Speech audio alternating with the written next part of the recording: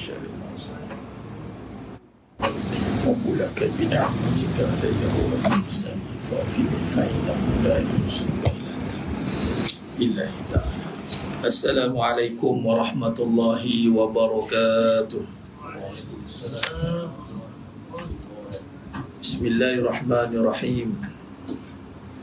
إن الحمد لله نحمده ونستعينه ونستغفره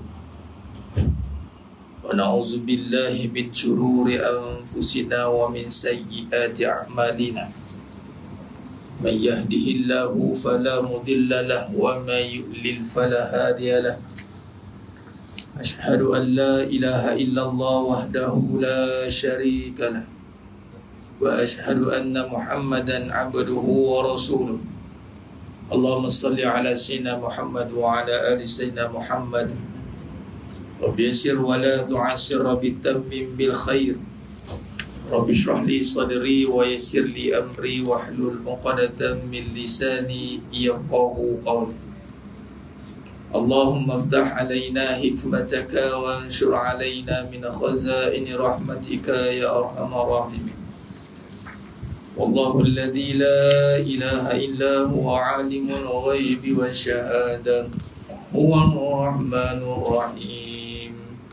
والله الذي لا إله إلا هو الملك القدوس الملك القدوس السلام المؤمن المهيمن العزيز الجبار المتكبر. سبحان الله عما يشركون. هو الله الخالق البارئ المصور له الأسماء الحسنى يسبح له ما في السماوات والأرض وهو العزيز الحكيم. ولا حول ولا قوة إلا بالله العلي العظيم. ولا منجا من الله إلا إليه. أما بعد. أيها المؤمنون اتقوا الله. Usikum wa iyaya bittaqwallah faqad fazal muttaqun. Sidang jemaah yang dimuliakan Allah Subhanahu wa taala, mudah-mudahan kita semua tergolong dalam golongan hamba-hamba yang benar-benar bersyukur. Amin ya rabbal alamin. Alhamdulillah, segala puji bagi Allah, Tuhan sekalian alam, yang telah mengurniakan kepada kita seluruh nikmat, yang kecil maupun yang besar. Nikmat yang kecil itu adalah merujuk kepada nikmat dunia. Kul mata'ud dunya qalil. Semua yang berkaitan tentang dunia, zahir dengan kasat mata. Ini zahir dengan penglihatan mata. Dunia ni walaupun bersifat saiznya besar, dapat hadiah ini berseri, suami hadiahkan isteri ini berseri, kapal 5 star, duit dah terlanjak banyak. Isteri pula duk buat surprise juga kat suami, bagi kapal terbang, ambil lah bang, terbang lah jauh. Walaupun bentuk saiznya besar, tetapi di sisi Allah kecil. Adapun nikmat yang kecil itu bukanlah untuk kita nafikan keadaan nikmat itu, kerana yang mengadakan nikmat itu Allah. Apa saja yang datang dari Allah mesti kita kena perhatikan dengan iman, yang mana mesti diterjemahkan untuk kita zahirkan ketaatan. Namun jangan salah kita meletakkan nikmat, jangan membesarkan nikmat yang kecil, jangan mengecilkan nikmat yang besar. Kalau tertukar dua ni, maka bimbang, kita salah meletakkan sesuatu pada tempatnya, maka jatuhlah kita dalam golongan yang zalim. Yang ni nikmat yang besar kita kecilkan, nikmat yang kecil kita besarkan. Nikmat yang besar apa? Nikmat yang berkaitan tentang iman. Itu nikmat besar akhirat. Kita boleh hari ini duduk dalam majlis ilmu ni, nikmat yang besar. Walaupun bersahaja santai biasa-biasa, walaupun di mata manusia memang tiada nilai artinya, dia tak nampak apa. Bukan boleh datang dapat kita sebiji, rumah sebiji dah, kan? Malah kita boleh jadikan sebagai acara santai. Solat santai-santai, ceramah santai-santai, semua nak santai. Buat dunia kena sungguh-sungguh, ya. Berakhirat kena santai-santai ustaz, nanti stres. Dia tak tahu alah dunia tu yang bagi dia stres. Patutnya dunia yang kena santai-santai. Dunia ni permainan. Kita dah bincangkan pada perbahasan kita yang awal. Kita rujuk pada perbahasan tentang hakikat dunia dan isi-isinya. Dunia ni Allah kata la'ibun wal lahun, permainan dan senegara. Kenapa dah stres? Salah letak juga. Bila dah stres, tang akhirat kita nak santai-santai, nak perlahan-perlahan, nak ringan-ringan. Dan sekali, apa yang tak dapat? Dunia ni sepatutnya tidak boleh stres, tidak boleh diambil dengan, orang kata apa, dengan penuh tekanan, tak boleh. Sebab dunia ni bukan diambil dengan tekanan. Sebab nanti kalau ambil dunia dengan tekanan, kita akan jadi tertekan. Apatah lagi kalau kita berurusan dengan rezeki. Kita dah masuk dalam bab rezeki, masih dah membincangkan tentang hakikat yang ada. Betul? Tajuk itu. Nah, suka saya nak tekankan perkataan hakikat. Ya. Kita belajar tentang hakikat kehidupan. Ada orang dia cukup takut dengan perkataan hakikat. Sebab apa? Sebab dia kata ilmu ni sekarang dia boleh membawa kita hilang syariat. Siapa kata? Hakikat ni adalah perbahasan tentang isi, tentang rasa. Malah sepatutnya bila rasa itulah menzahirkan syariat tu lah. Kalau rasa sedap, sedap ni mestilah zahirkan dengan perbuatan juga. Bila sedap tu mesti kita zahirkan dengan senyuman. Mesti jarang hakikat tu tidak zahirkan syariat. Tapi yang kita bimbang, orang yang bersyariat tu yang tidak berhakikat. Dia solat tapi dia tak rasa apa. Dia makan tapi dia tak rasa sedap. Tapi orang kalau dah rasa sedap mesti saya makan kan. Ya, aku pernah makan kat tempat ni. Betul? Kan? Kita dah, bila dah rasa tu sampai, kan, mesti kita repeat lagi, kita mesti kita cari mana hakikat itu, rasa itu akan membawa kepada zahir sepatutnya. Bukan dia memisahkan. Malah memang hakikat tu akan zahirkan syariat, dia tak terpisah. Saya tekankan ni sebab ada kebanyakan segelintir itu, apatah lagi di akhir zaman ini, perbahasan yang tidak ada ujung pangkal. Dia ambil sikit-sikit sebab tukar-tukar guru, kan? Dia lompat sana lompat sini, ngaji ni tak habis, ngaji ni tak habis. Lepas tu dia buat statement, saya buat kenyataan. Ada pun orang yang belajar satu tapi tidak faham pun tak sampai juga. Tapi maksudnya, ambillah kefahaman tu dengan jelas. Jangan kita main dengar-dengar saja. Jadi macam ni contoh, ngaji hakikat depan ni di dalam, tak payahlah ngaji hakikat ni. Kalau orang cakap gitu, kenapa pula tak payah ngaji hakikat pula? Bukankah kehidupan ni boleh kata 100% melibatkan rasa? Betul tak? Boleh kata 100% rasa. Kalau kehidupan berumah tangga, kalau dah tak ada rasa sayang, apa cerita? Hakikat tu rasa. Hakikat tu lah rasa. Walaupun dia, oh ni benda dalam saja, hakikat ni benda dalam. Memanglah, siapa kata benda luar? Hakikat perbahasan dalam. Tapi bukan suruh kita dalam sampai kita tenggelam, lemah saja tu. Siapa suruh? Syariat pun boleh lemas, hakikat pun boleh lemas, dua boleh lemas. Syariat yang tidak dipandu dengan ilmu yang benar pun lemas juga, sesat juga. Hakikat yang tidak dibawa dengan perbahasan yang benar pun sesat juga. Sesat ni bermaksud tak sampai kepada tujuan. Sesat. Tak sampai tujuan, tak sampai kepada Allah. Sesatlah dia. Nah, hakikat kehidupan rumah tangga. Apa yang kita bincang? Hakikat kehidupan rumah tangga, macam berbahasa kita sebelum ni, adalah nak merasakan kasih sayang. Itulah hakikat tu. Jangan panik dengan perkataan hakikat. Oh, ni makam tinggi, ni makam tinggi, ni lalas sekali. Sampai ke makam tak belajar-belajar.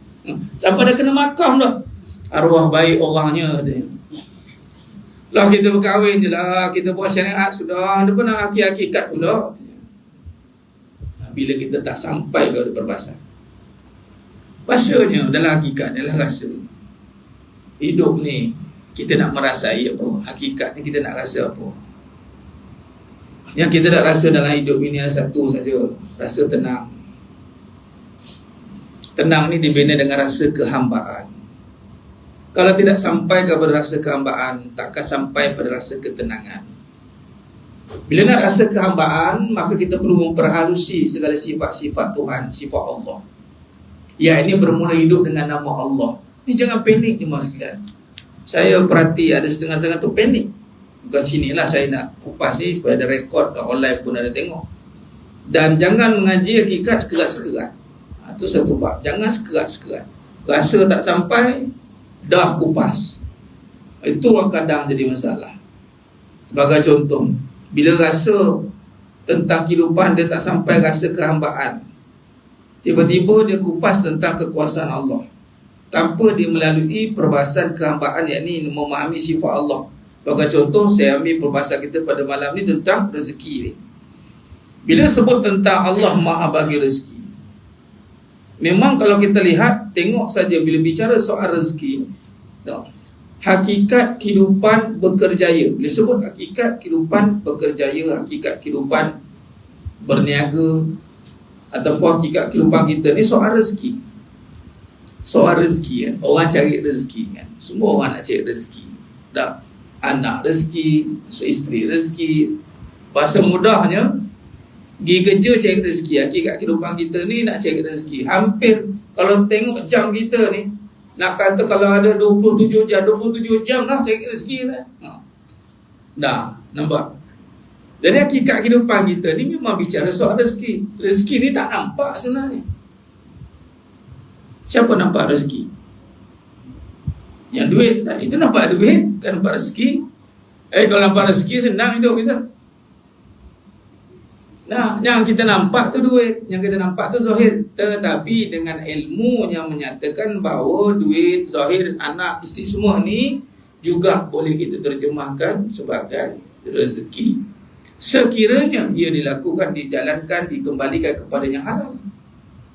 Kita takkan nampak rezeki itu dengan yang haram.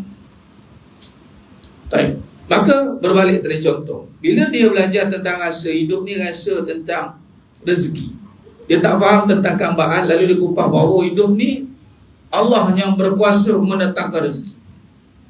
Tapi dia tak rasa kehambaan dia itu, yang mana dia kena bekerja, dia kena melakukan usaha. Nampak tidak? Itu hamba. Itulah rasa kehambaan, yang mana Allah taklifkan atas diri kita ini untuk memperlakukan atau untuk mengusahakan segala apa yang ada di dalam hidup kita ini. Bila tak sampai kefahaman hamba dan bicara soal Allah tanpa menggabungkan kedua-duanya ini, dia terpisah ni, kata syariat hakikat terpisah ni, maka dia akan menafikanlah tentang usaha hamba ni. Akhirnya dia menyerah kepada Allah belaka-laka. Hati-hati. Itu panggil Jabariyah. Allah bagi rezeki, saya nak buat apa lagi? Malah kita tak boleh nak minta tolong dengan makhluk, kita tak boleh. Hidupnya Allah yang berkuasa, manusia tak ada kuasa. Bila manusia tak ada kuasa, kita takkan boleh buat apa-apa. Bila salah terjemahan tu, akhirnya orang buat apa? Orang tak buat apa, putus asa lah dia. Nah, sepatutnya kupasannya begini. Kupasan kepada berbahasan rezeki ini, ataupun kasih sayang, ataupun apa jua dalam hidup kita ni, mesti bermula dengan nama Allah dulu. Bismi rabbikal ladzi khalaqa. Apa yang kita nampak dalam hidup kita ni? Nampak apa? Nampak rezeki. Contoh, nampak rezeki ni maksudnya, bicara orang, mulut semua nak sebut tentang rezeki tu, kena nampak rezeki tu. Baik. Maka bila sebut tentang rezeki, sebutan rezeki, kalimah rezeki itu mesti dilihat dengan nama Allah. Itu saya kata jangan tengok dengan nama duit. Maka di sini rezeki itu dilihat dengan nama Tuhan adalah Ya Razak. Tuhan merujuk pada Allah yang maha memberikan rezeki. Lalu berbicara soal yang maha memberi rezeki, Allah telah menjelaskan dalam Al-Quran bagaimana dengan sifatnya Ya Razak itu mempelbagaikan kaedah untuk menyatakan kekuasaannya dalam mengurus dan mentadbir rezeki untuk hamba-hambanya. Makna kata Allah ni maha memberikan rezeki. Sebut rezeki kena kaitkan dengan nama Allah, Ya Razak. Automatik sebenarnya bila sebut rezeki, bahasa yang tepat sepatutnya adalah lihat dengan nama Allah. So, saya gunakan lihat. Sebab tu Iqra. Bila lihat dengan nama Allah, apa yang kita nak lihat? Lihatlah tanda-tanda kekuasaan Allah mentadbir rezeki dengan pelbagai kaedah yang ada dalam hidup ini. Orang cari makan cara ini, cara A, cara B, cara C, cara D, 1001 cara Allah zahirkan pada hamba-hambanya. Itu kena faham yang pertama. Makna kata zahir pada perbuatan makhluk itu adalah menyatakan berkuasanya Allah nak mendatangkan rezeki dengan pelbagai cara. Jadi jangan kita menafikan cara Allah. Selagi mana cara itu tidak bercanggah dengan Islam. Hukumnya 5 kita pegang. Selagi mana cara itu tidak ada larangan yang haram, maka cara itu diberkati oleh Allah. Yang mana menzahirkan rezeki itu kurniaan lalu terjemahkan dengan segala keperluan manusia. Apa yang manusia perlukan dalam hidup ini, itu semua kurniaan daripada Allah. Makan, minum, apa saja. Adapun manusia ini berusaha. Sebab tu macam contoh, tengah hari tadi saya di Menara TM buat kuliah Zohor, bicara soal usaha. Nah, usaha yang ada pada manusia ini bukan penentu kepada rezeki yang ada. Tetapi manusia berusaha lalu dapat rezeki. Sepatutnya nampak bukan nampak usaha manusia, nampak kurniaan Allah. Sebab usaha itu penyataan, just menyatakan saja kaedah rezeki. Boleh berbagai cara, tidak tertumpu dengan satu cara, tetapi takluk, yakni hak kepada rezeki yang utama itu hanya pada Allah. Allah boleh menentukan 1001 cara. Sebab tu kita ni macam-macam bidang ada kat atas muka bumi ini. Ustaz, yang duduk saja pun boleh. Silakan, kalau boleh duduk saja tu tepuk-tepuk keluar rezeki, Allah berkati dengan cara itu, silakan. Ada cara, berbagai cara. Baik.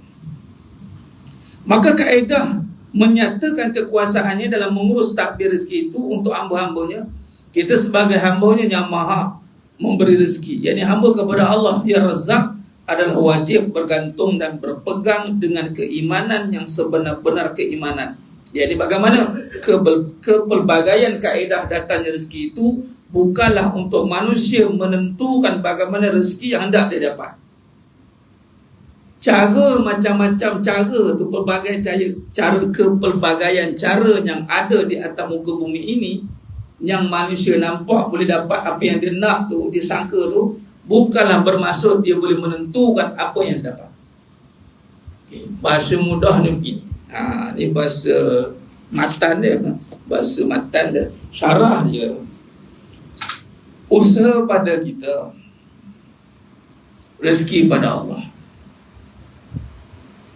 Usahalah macam mana tenaga yang ada. Ini pun satu bab, tenaga. Usaha perlukan tenaga, tetapi tiada kuasa untuk menghasilkan rezekinya. Usaha perlukan tenaga, kodrat dipanggil. Usahalah dengan sepenuh tenaga kita 27 jam. Namun hasil atas usaha itu bukan kerana usaha, kerana kurniaan Allah. Khalas. Jadi rezeki pada Allah, usaha pada manusia. Soalan, nak jaga siapa? Nak jaga Allah atau nak jaga usaha? Nah, jaga Allah. Datang hadis, ihfazillah yahfazka. Allah, kamu jaga Allah, Allah jaga kamu. Apa maksud jaga Allah itu? Bila dah rezeki pada Allah, maka rezeki itu datang sabit dengan takwa, ketaatan sepatutnya. Adapun ada rezeki yang manusia tidak melakukan ketaatan pun dapat, ya silakan. Allah kata, Allah tu Rahman, sifat pemurah. Pemurahnya Allah, semua makhluk dia bagi. Walaupun makhluk itu menentang Allah. Tapi ingat, harta, kurniaan, apa saja yang ada kat muka bumi ini yang tidak datang dengan jalur ketaatan, maka ianya akan mendatangkan kerosakan. Itu saja. Allah bagi, tapi kita tak gunakan atau kita tak dapat dengan salur ketaatan. Kita nampak usaha saja, taat tak nak. Tapi kita taat ni, fikir usaha, dan kita salah faham. Kita ingat Allah suruh usaha untuk dapatkan rezeki. Allah suruh usaha untuk dapatkan redha Allah. Rezeki ni dapat dengan apa? Dengan Allah bagi. Dengan Allah bagi dan dengan kita ambil rezeki itu. Bila kita jaga Allah, Allah jaga kita, bermaksud Allah jaga usaha kita agar usaha kita tidaklah melakukan usahanya salah. Allah jagalah usaha kita, kita tak nak buat benda-benda yang ialah mengundang murka Allah, usaha-usaha yang boleh merosakkan kehidupan kita. Usaha kita ni kita dah jaga. Contoh, fa iza qudiyatis shalah fantashiru fil ardh. Kita tahu dah usaha kita tu belum tentu dapat rezeki. Habis apa guna kita usaha? Kita usaha untuk apa kalau tak dapat rezeki? Ni macam mana nak jawab?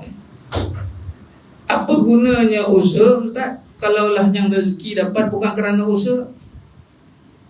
Bahasanya mudah. Usaha tidak menyatakan hasil. Usaha menyatakan kita hamba. Khalas. Hasil dinyatakan atau menyatakan kurniaan Allah. Usaha tidak menyatakan hasil. Jangan sesekali salah faham tentang usaha. Bila salah faham tentang usaha, bagai nak roh ada kerja siang malam bagi otak. Tengok-tengok tak dapat. Sebab tu ada perbincangan, buat-buat tak dapat, buat-buat tak dapat. Ataupun bahasa mudah, orang berjaya. Kita pun review dia. Macam mana boleh berjaya ni? Jenuh saya usaha. Lama saya nak dapat ni. Kedudukan sekarang ini mengambil masa yang lama. Bagaimana air mata darah saya, keringat saya. Mula ceritalah perjalanan. Kita pun cut short. Inilah tuan, saya nak cakap, bukan tuan usaha satu malam jadi. Tak jadi satu malam. Bahasa mudah. Makna bukan usaha lah yang bagi jadi kan. Kalau bukan satu malam boleh jadi. Berkali-kali buat baru jadi. Kenapa kita buat banyak kali tak jadi? Menunjukkannya bagi jadi bukan usaha. Kalau usaha tu buat bagi jadi, maksudnya kita buat sekali jadi dah. Nak pakai berapa duit? Rasa nak pakai dalam biar ada 50,000. Okey, kita usahakan. Besok dapat. Rasa kereta ni dah rasa tak sedap, kita tukar Ferrari. Tukar, besok dapat. Sebab usaha dapat. Kalaulah kita nisbahkan usaha je dapat, maknanya tak ada masalah lah hidup ni. Tapi usaha tak dapat. Apa masalahnya? Apa persoalan? Masalah tu persoalan. Apa persoalannya? Persoalannya adalah usaha bukan menentukan hasil. Takluk dia itu bukan pada hasil. Tak ada. Habis yang tak berusaha tu, hasil Allah bagi. Boleh. Apa yang tak berusaha tapi Allah bagi? Binatang lah. Binatang berusaha tak? Agak-agak. Macam mana ni nak faham? Binatang berusaha tak? Kalau binatang berusaha, dia panggillah yang berusaha tuan kucing. Kalau binatang berusaha, saya kira harimau tak duduk kat hutan. Usaha adalah menyatakan akal. Yang berusaha yang berakal saja. Nak membezakan kita dengan binatang adalah usaha lah. Kita ada akal, kita boleh usahakan nak makan apa ini hari. Nak makan apa, masak lah. Itu nama usaha. Hasil tu, Ustaz, hasil kepada yang terjadi juga kurniaan Allah. Tapi kita boleh usahakan, faham? Ni kena jelas ni kata syariat hakikat ni. Dia bergabung tu spesial manusia ni. Dia dengan hubungan dengan Allah tu akrab sebenarnya.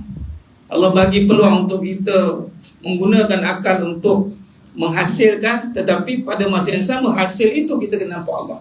Sebab tu kita makan alhamdulillah. Kalau binatang Allah bagi hasil terus, malah yang bergerak pun Allah gerakkan. Kalau binatang Allah bagi akal untuk berfikir, tahun depan kita korban sehari lembu pakat, kita pula kena sembelih tuan. Jangan pasal tahun lepas mereka seronok sembelih kita, tahun depan kita pakat-pakat sembelih mereka pula. Bahkan macam itu juga, macam ada akal macam boleh kita buat sekarang ni. Agak-agak kalau binat lembu ada akal macam kita sekarang. Adakah dia nak makan rumput? Maunya. Baik makan kat tom yam. Harimau buat apa duduk hutan? Terendap, nak makan daging. Baik duduk Bukit Bintang. Duduk ngap orang. Duduk ngap. Itu pun takkan ngap lah. Baik dia buat barbecue ke, dia potong daging manusia, dia buat barbecue ke, buat daging chicken chop apa, man chop ke, human chop ke. Itu masuk beza. Allah mengurus takbir selain jin dan manusia ni. Semua alam ni Allah takbir direct kekuasaan Allah. Sebab tu kita tak pernah tengok binatang itu tersadar dekat tepi jalan mengungut tak ada masa depan. Ada? Duduk kucing, duduk fed up. Apalah nasib aku ni? Tak ada. Binatang tak jumpa mengungut. Harimau tak jumpa mengungut. Walaupun hari-hari makan daging, kita pun baru nak makan daging dah bising harga naik. Contoh kan. Bayangkan harimau bukan sikit-sikit, kurang-kurang dah makan kebun sekor nak kembang. Kita bolehlah kerat-kerat tak nak makan daging, kita jadi vegetarian. Kita boleh pilih. Agak-agak tak makan, puasa je lah. Kan? Binatang bukan kecil-kecil. Anak pergi zoo, nak tahu banyak tak banyak binatang makan, pergi zoo lah, tanya berapa nak pergi makan. Tu harimau tu sampai nak kena ada Maybank bayar. Foundation, Maybank Foundation. Ya Allah, sekali makan seekor lembu, sekali makan seekor lembu. Ya Allah, mana maunya kita nak mengadakan seekor lembu. Kita seekor lembu bertemu kahwin. Temu kahwin pun tumbang seekor lembu. Jangan main-main. Mana kata selain daripada jin dan manusia, kita kena nampak sepatutnya pun tak perlu pokok tak mati tu tak pernah fikir. Kau tak tahu lantak dah Ustaz, biar jadi ibu. Ada ke orang yang rajin dengan rumput-rumput tu? Nampak macam nak kering ada. Kita menyiram, lepas tu rumah itu pun tak siram-siram. Mati pokok kita nak siram, mati pokok Allah lupa siram. Tengok Allah takbir tengok. Elok hijau semua. Elok. Makna kata sepatutnya bila bicara soal rezeki, bukan bicara soal hanya terhad dengan usaha kita. Patut bicara soal rezeki, bicara tentang kuasa Allah. Ini sepatutnya. Bukan rezeki dia usaha, rezeki dia usaha. Pula bicara soal akhir zaman, isteri kerja, suami tak kerja, suami kerja, isteri tak kerja, tak cukup rezeki. Satu pihak marah isteri kerja, satu pihak marah kata tak pergi kerja. Udah bergaduh dulu. Kami pun nak sebah juga. Sekarang kalau suami mati, apa nak makan apa? Takkan nak makan hati pula. Duk marah, kumpulan marah ada, kumpulan ni ada. Saya tengok bila masa nak cerita kuasa Allah, nak cerita kuasa Allah pula tak reti pula. Dah orang salah faham, dah bergaduh pula. Sebab tu kena belajar, kena kupas kehidupan. Kita bukan terus-terus terkejar cerita manusia tak ada kuasa. Terus terkejar cerita, lepas tu yang Allah bagi segala-gala. Pening orang. Betul aku tak buat apa-apa ni. Pening. Jadi inilah perbincangan hakikat. Kita nak bincang dalam isi kepada perbuatan tu apa, supaya kita tidak berjelaru. Lepas ni contoh, kita keluar kerja. Keluar kerja, sebenarnya kita berusaha sebagai kita hamba yang mana Allah kurniakan akal, kita bekerja lah dengan bidang masing-masing. Dan yakinlah Allah bagi rezeki. Dah kerja lah. Jangan keluar kerja itikad tak ada rezeki. Rezeki tak boleh dinisbahkan dengan tak ada. Sebab rezeki merujuk kepada nama Allah, Huwa Razzaq. Dia sebut rezeki Allah. Usaha kita. Aku berusaha sebab aku manusia. Kalau tak nak berusaha, minta ke Allah jadi kucing. Habis. Ya Allah jadi kucing, ya Allah. Okey lah. Allah dah angkat martabat kita. Kita patutnya martabat manusia paling tinggi. Patut kita lah yang paling seronok. Binatang yang tak ada martabat di sisi Allah, yang kalau banding manusia lah. Kalau martabat sisi Allah tu, Allah dah muliakan binatang ni dengan tasbih. Wallahul khaliqul bari'ul musawwirul lahul asmaul husna yusabbihu lahu ma fis samawati wal ardh. Tengok binatang happy je, elok lah. Tak ada zoo jumpa kadar anxiety harimau meningkat. Tak ada itu. Kadar tekanan monyet-monyet, kadar ini kadar meningkat. Tak ada dia relax macam tu, gayut gitu dia dah tengok dia stres tengok kita. Apalah manusia ni. Kau dah jadi manusia pun kau tak bersyukur jadi manusia. Aku jadi binatang pun aku relax. Aku tak ada pilihan. Dan aku bersyukur dengan pilihan itu. Allah pilih aku jadi binatang. Dia tasbih, subhanallah, subhanallah. Subhanallah bil makna adalah menyucikan daripada segala bentuk kekurangan. Mana dia sempurnakan Allah lah. Lepas tu binatang tak ada murmur, tak ada memberontak, tak ada ini. Sebab subhanallah, subhanallah, subhanallah. It's a perfect. It's a perfect. Everything is perfect.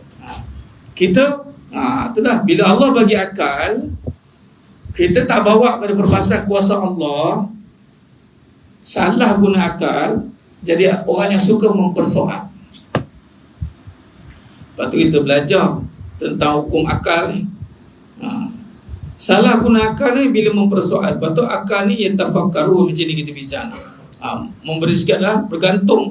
Kita nampak datang kaedah datang rezeki tu macam-macam cara, tapi kita nampak satu sumber hanya Allah.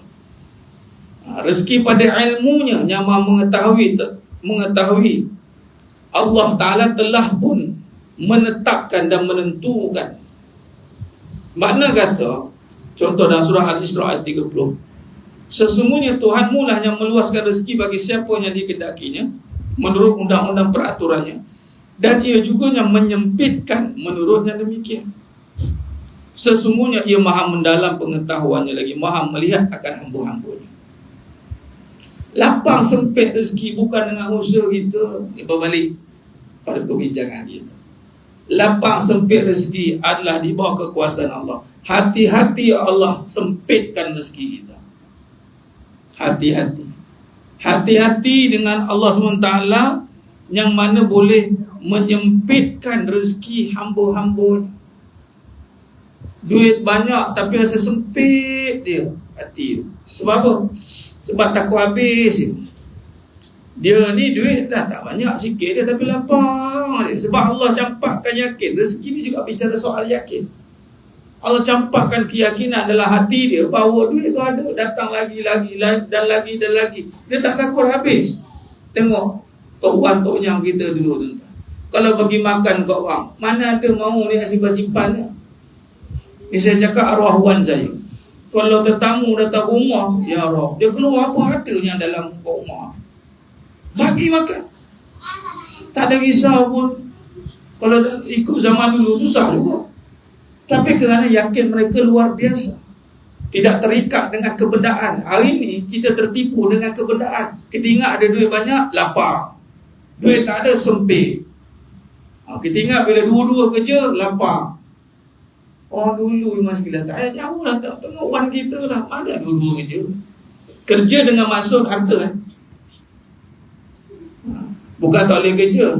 Orang dulu pun dua-dua kerja. Pergi sawah, ni pergi macam-macam lah kerja-kerja kampung buat. Tapi sekarang dua-dua kerjanya ada duit. Seorang gaji 5,000, seorang gaji 4,000, combine 9,000. Kalau cerita lah zaman dulunya cerita, 9,000 ni Mas Gilang. Pun kadang-kadang kita rasa sempit. Sebab apa? Tu risau tu. Ada orang buat interview Mas Gilang. Orang buat interview apa? Dia interview, kalau dah kahwin nanti nak ada anak tak? Dia buat macam tu. Ada passion interview macam tu. Macam-macam passion sekarang. Generasi baru, generasi Y, boleh kata 10 yang interview tu, 11 tak nak ada anak. Siapa orang tua tu kata, kalau mak kau tengok ni menangis agaknya. Sebab apa? Dia nampak anak ni satu perkara yang membebankan di akhir zaman. Seorang ni berkata, itu mau belajar dia, belum makan minum pampers lagi semua. Dan sekali bercatu. Sebab apa? Tak cukup rezeki. Jangan syirik pun ni. Orang dulu kalau ikutkan lagi bercatu juga, sama aja. Tapi kerana keyakinan mereka kepada Allah luar biasa. Jadi luas dan sempit ini bukan nisbah dengan situasi dan keadaan benda. Hati-hati, kita yang dah ngaji ni jangan salah komen. Jangan kita salah tengok, oh lapang lah dia, nak apa dapat. Lapang sempit bukan nisbah dengan benda. Lapang sempit hati. Allah kurniakan rezeki yang besar, Allah kurniakan tenang, itu rezeki besar. Lapang hati, ada duit, lapang hati. Bagus ya, dua-dua husnain. Jangan ingat ada duit banyak boleh lapang hati. Banyak duit, sempit hati. Kenapa? Takut habis. Sebab dia susah payah dapat. Jangan ingat. Tapi kalau boleh dapat dua-dua, itu yang terbaik. Dalam duit banyak, rezeki yang berkat. Dan disebut rezeki, berkaitan tentang berkat. Kita kaitkan dengan apa jemaah sekalian? Banyak tak takut habis. Itu rezeki yang berkat. Sikit boleh berkongsi yang banyak. Banyak, dia tak takut habis. Sikit boleh berkongsi dengan yang banyak. Itu berkat, dua-dua berkat. Kalau yang sikit, rezeki yang berkat, dia boleh kongsi dengan yang banyak. Kalau pada yang banyak pula, dia tak takut habis, maka dia boleh berkongsi kepada lebih ramai orang. Itu rezeki yang berkat. Baik. Maka jemaah yang mulakan Allah Subhanahu wa taala. Maka kesimpulan kalau kita lihat bagaimana kita sebagai hamba-Nya hanyalah menjalankan tugas sebagai hamba, iaitu taat dalam melaksanakan perintah-Nya dengan menjalankan usaha sekadar ikhtiar sebagai manusia, bukan dengan usaha itulah yang menentukan rezeki kita. Berpada-padalah usaha tu. Jangan sampai usaha mengambil alih kuasa Allah. Yang sepatutnya usaha tak ada kuasa, tu buat betul. Kalau manusia tak ada kuasa tu, patutnya perbahasannya usaha tak ada kuasa. Manusia ni Allah bagi kuasa. Kederat dia bagi. Kita ada kuasa, Allah bagi. Sebab tu ada yang angkat, dinaikkan darjat, pangkat. Kuasa lah tu Allah bagi. Allah terjemahkan, dia bagi kederat. Tapi kederat kita yang kita namakan usaha tu. Usaha tu nothing. Dia tak ada apa pun kuasa. Jadi usaha kita sekadarnya. Sekadar apa maksudnya? Berpada-pada pada urusan dunia yang kita lihat dunia itu dapat dengan usaha kita. Berpada-pada lah. Namun pada urusan akhirat itu sepenuh jiwa. Dalam bahasa pula, berpada-pada ni bukan maksud buat sekadar buat main-main, tidak jemaah sekalian. Bila sebut tentang usaha ni pula, bila kita letak pada hamba menjalankan usaha sekadar ikhtiar, okey. Katalah usaha kita sekadar tu je. Okay, yang sekadar ini buat bersungguh-sungguh. Sebab Allah nak tengok kesungguhan kita, tu saja. Itu maksud taat tu. Dia panggil itqan. Kalau jadi isteri sungguh-sungguh. Jangan bunguk-bunguk. Kalau suami yang bersungguh-sungguh nak menafkahi isteri. Ramai orang dia tidak bersungguh-sungguh. Allah nak tengok kita bersungguh-sungguh. Itqan. Tapi kebanyakan dia nampak macam bersungguh-sungguh, tapi hatinya tidak yakin kepada Allah. Jadi kesungguhan tidak dapat sepenuhnya, tak solid. Sebab tu kita menjalankan usaha bukan kena banyak, tapi usaha yang bersungguh-sungguh itu yang perlu ada dalam hidup kita. Sungguh-sungguh tu bermaksud kita berusaha dengan yakin bahawasanya Allah bagi rezeki, maka kita tak perlekehkan kerja yang kita buat. Contoh, apa nak jadilah kerja setakat ni je lah ustaz, saya lah menung dia. Dia buat tu dia ingat. Dia sebab dia dah iktikad usaha yang bagi rezeki. Jadi dia sangka usaha dia tak boleh datangkan rezeki. Akhirnya dia melihatlah perkara lain. Tu nama dia tak redha dengan takdir yang Allah telah tentukan pada dia. Contoh macam isteri kan, asalnya bukan kena cari nafkah duit. Kedudukan asal wanita bukan tak boleh bekerja, tapi bekerja sebab nak harta ni. Mentaliti orang apatah lagi akhir zaman, dia bekerja sebab nak harta, bukan bekerja sebab nak berkhidmat ke, nak pahala ke, apa ke, bukan. Sebab apa? Tak cukup rezeki. Tu masalah. Dia lupa rezeki dibayar dengan kesungguhan berusaha. Kalau usaha sekemar rumah, usaha bagi makan ke anak-anak, usaha dengan dia sungguh-sungguh, Allah bagi rezeki. Tengok binatang. Binatang kan berusaha. Aku tengah berusaha tadi. Usaha binatang pula sebab Allah dah takdirkan usaha tanpa dia perlu berfikir kan. Jadi solid lah. Tentang pernah tengok burung terbang Macam itu. Alah, tak tahu. Slow dia kata, apa aku terbang slow dia. Dia lemah semangat dia nampaknya. Ke manalah aku nak mencari makanan aku, katanya. Tak ada, laju macam itu juga terbang. Padahal kayak pagi makan pagi tu, kayak petang makan petang. Balik mana bawa peti ais, backpacking mana ada. Besok kena makan, cari makan lagi. Dah pergi terbang. Ada lembik dah. Kita macam-macam cara datang seluruh. Tahu dah Ustaz. Boleh tak tahu dia panjang no tadi. Saya ni suri rumah je belakang. Orang lain berkerjaya. Saya nak beli pun payah. Nak tunggu suami ada duit baru ada. Hati lemah kat situ.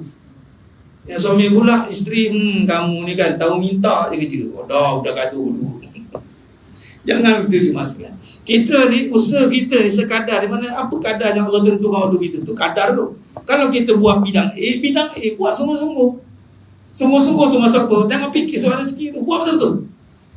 Rezeki tu pasti Allah bagi. Yang jadi masalah ni kita buat ni cukup dah rezeki aku. Rasa nak tukar bidang lah. Rasa tak boleh dapat duit ni. Nampak. Ini mentaliti kapitalis. Dialah yang menanamkan dalam hati kita ni tak cukup dengan apa yang ada. Masuk pula dengan si iblis. 2 5 jalan. Sampai bila nak gaji macam ni? Jangan main-main.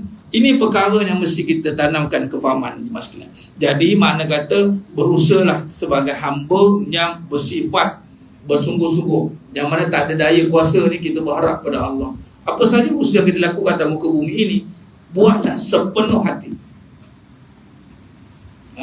Berusaha sepenuh jiwa.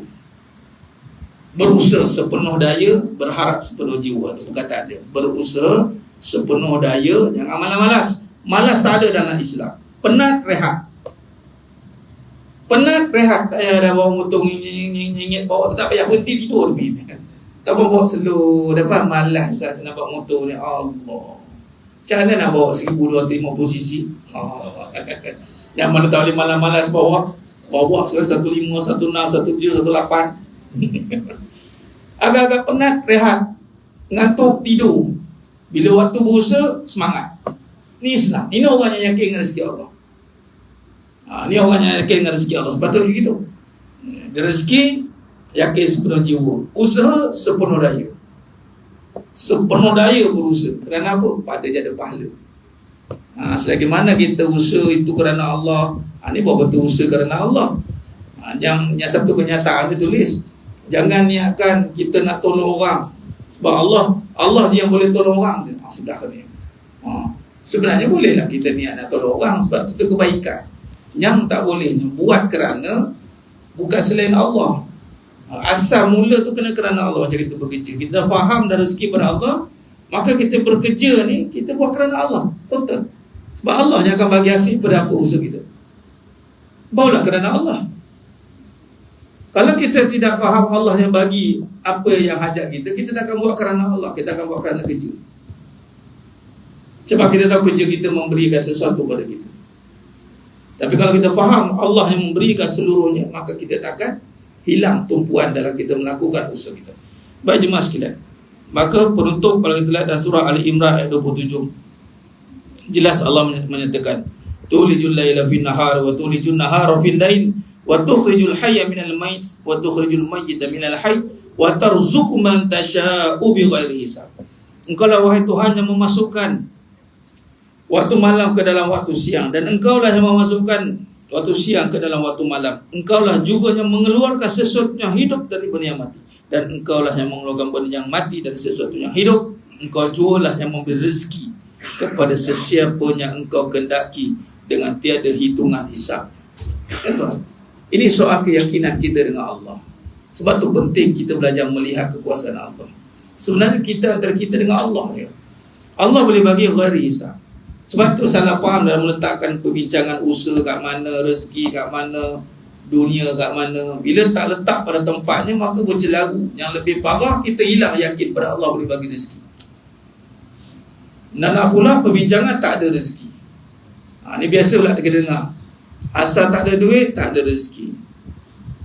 Tak ada sambal belacan pun tak ada rezeki. Semua benda tak ada rezeki. Biasa dengar.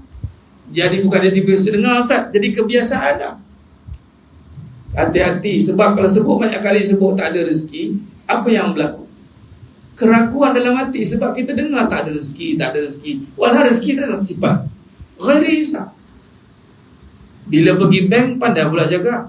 Saya tak ada duit, pergi jumpa pegawai bank kan, nak buat fasiliti pinjaman ke apa ke. Nak buat apa ni tuan? Saya nak pinjam rezeki lah. Sudah pinjam rezeki lah. Apa? Saya tak ada rezeki ni. Rezeki pun tak cukup. Silap bulan pegawai bank tu syarah tauhid kat dia. Dekat bank pandai pula kita cakap tak ada duit. Dah sebut dah tak ada duit. Kalau sekarang tu nampak muka macam tu apa hal? Tak ada duit. Kok lah kawan tu bagi duit ke? Lah tak ada duit ke nak ambil duit? Kan senang ni. Tahulah tak ada rezeki. Pening gitu. Akal pun pening. Jadi apa dia cakap kan? Tengok. Kalau tak ada duit, cakap tak ada duit. Kalau tak ada sambal belacan, cakap tak ada sambal belacan. Kalau tak ada projek, cakap tak ada projek. Habis itu. Jangan sewenang-wenang kita letak rezeki itu salah perbahasan dia. Tapi kita boleh nisbahkan contoh duit kepada rezeki. Boleh?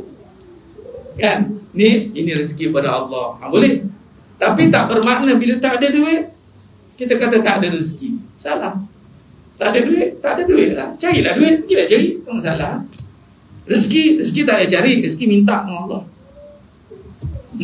Rezeki minta lah. Ya Allah, aku niatkan rezeki kan minta. Duit dicari, kena dengan doanya Allah terima rezeki itu. Asbab rezeki yang Allah berkenan, dapat duit yang berkat.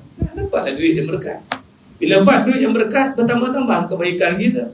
Bagi rezeki yang halal pada anak, duit itu jadi berkat. Itu nama rezeki yang halal. Jadi jemaah yang Allah Ta'ala, mudah-mudahan perbincangan kita pada malam ini sikit sebanyak membuka pandangan perbahasan yang lebih luas kepada hakikat sesuatu perjalanan hidup itu mesti diperbahaskan dengan jelas. Dan sebenarnya kita tidak meninggalkan perbahasan syariat. Tengok, pada sama kita meluruskan pula perbahasan syariat agar syariat kita tidak lari daripada hakikat yang sebenar. Wallahualam. Itu saja perbahasan kita pada malam ni. Kita akan masuk pada tajuk baru, diri menterjemahkan kekuasaan Allah. Betul? Kan? Tajuk lepas ni mengenali diri. Okey, mengenali diri. Ni tajuk ni menarik. Sebab apa yang kita bincangkan ni, kita akan nampak pada diri kita tentang tadi usaha lah, macam-macam lah, akal kita, perasaan kita. Kita akan banyak bincangkan dalam bab perkara ini, mas sekalian. Wallahualam. Itu saja, mohon ampun maaf pada saya kekurangan, terkadang kurang bicara dalam penyampaian. Hanya Allah Ta'ala sajalah yang mampu menyempurnakan perbahasan kita pada malam yang penuh barakah ni, sehingga kita bertemu lagi pada siri akan datang. Aku lupa lihada wa sallallahu alaihi wa lakum wa bil taufiq wal hidayah. Wassalamualaikum warahmatullahi wabarakatuh. Ditangguh dengan tasbih kafarah dan suratul Asr. Subhanakallahumma wa bihamdika, asyhadu an la ilaha illa anta, astaghfiruka. Bismillahirrahmanirrahim. Al-insanu fi khusr illa alladhina amanu wasabil haq. Wallahu a'lam bisawab. Takbir. Allah.